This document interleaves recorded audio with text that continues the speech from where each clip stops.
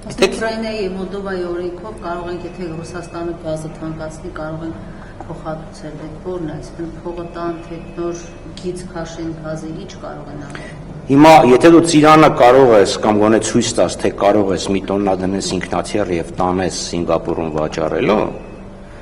գազը չես կարող դնես ինքնաթիռ եւ բերես Երևան։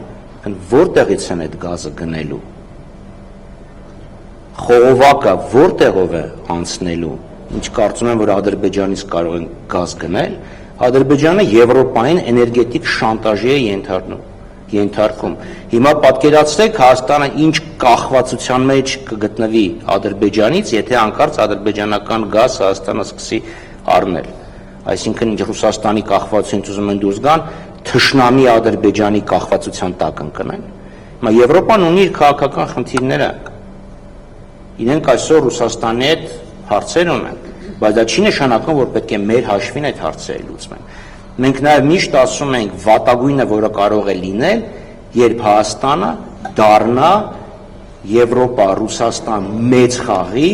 ուղղակի պեշկա, զինվոր, մանրադրամ այդ մեծ առևտրի։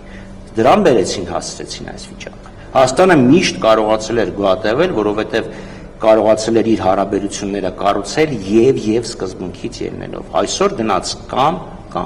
Պարոն Խաչատրյան, Եվ դրանից բացի հիմա ասում ենք Ուկրաինային եւ Մոլդովային կաջակցենք։ Հիմա ինչ այդ ամբողջ գումարը, որը Հայաստանը վճարում է, այն գազը 160-ից դառնա 700, այդ ամբողջ տարբերությունը փոխհատուցելու են։ Եվ դրանից բացի էներգետիկ ոլորտը մի մոռացեք, միայն գազը չի, բաղադրումականի հարցը ինչ են անելու։